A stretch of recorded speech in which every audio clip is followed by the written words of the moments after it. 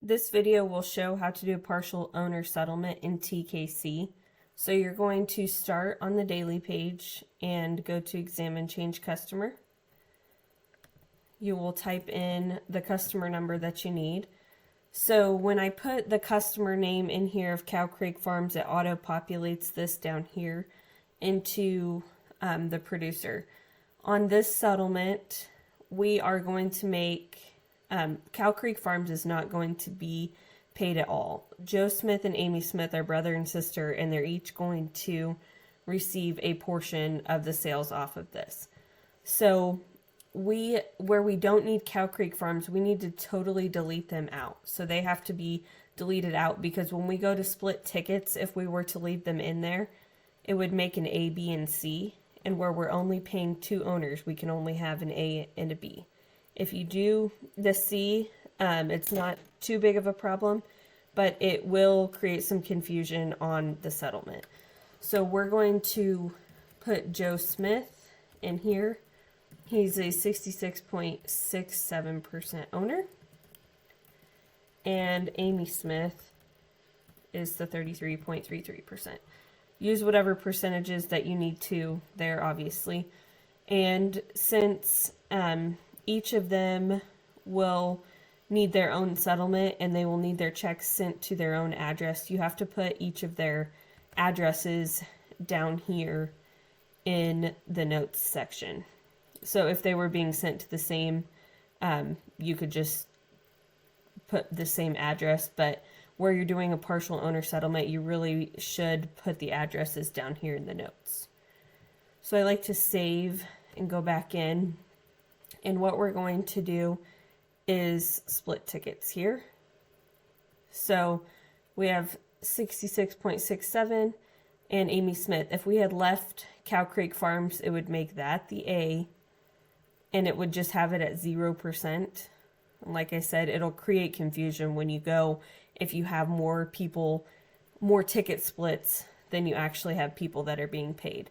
So it split this between Joe and Amy, and we got rid of Cow Creek Farms. But your settlement will say that if they need to know the field number there. So that's why I leave that in the top. So we'll go ahead and split tickets.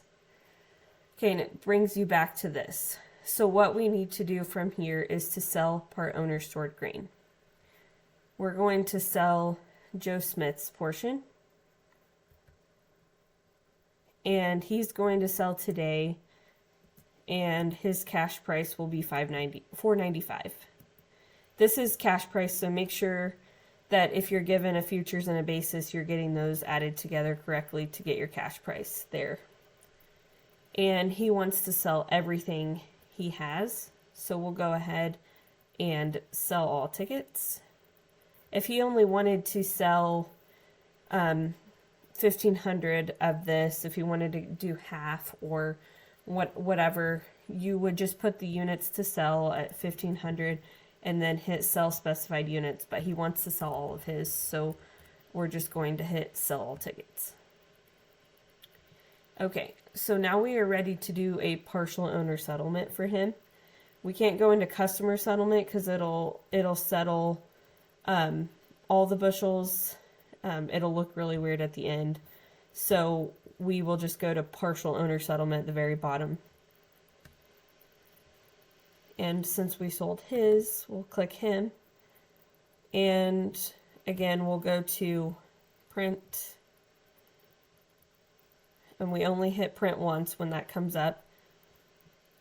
And as you can see, so we're paying Joe Smith 66.67. This is his portion of the bushels.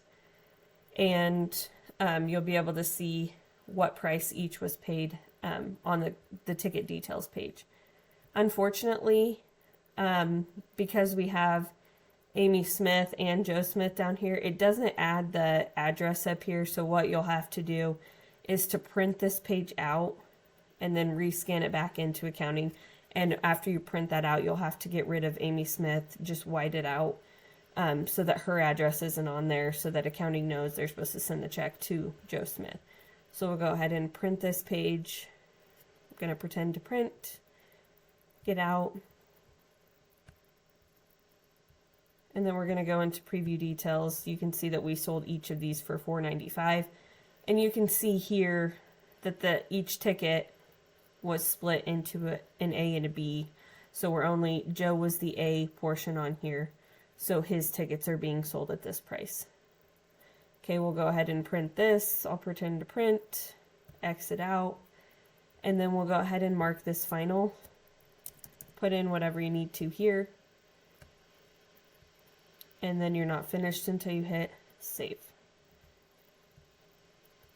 Okay, so later Amy Smith calls and she decides to sell grain, and the price had gone up 5 cents. So she's going to sell hers at $5. So again, we're going to do this. We do not go back in and split tickets. They've already been split. So we completely skip that step. After you've split the tickets once and you've sold grain for one of the customers, you just leave that split tickets alone. So we will go back into sell part owner stored grain. We're going into Amy. She sold hers for $5. And she's going to sell all of hers as well. And then we'll go ahead and do a partial owner settlement. This is the same process here. You will print this to your printer and have to white out Joe Smith's name.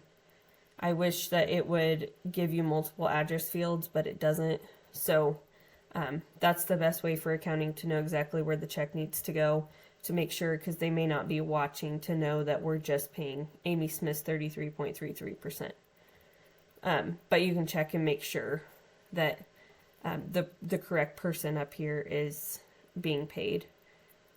So I'm going to pretend to print, exit, and then we'll do the same. We'll print this off. You can see her price was $5, and you can see before the corn checkoff is taken out what her price would be over here. We're going to mark this final and hit save. Your settlement is saved. And from there you should be good to go. This field is completely settled out.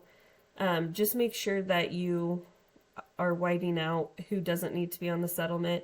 Obviously they could be days apart from when they sell to each other, so you'll just have to remember to go back in and do each settlement. And instead of sell stored grain up here in the second one, you're going to sell part owner stored grain, which is down here, the fourth from the bottom, and then you'll do a partial owner settlement instead of the customer settlement. So that's the main difference when you have more than one owner. And then you should be good to go.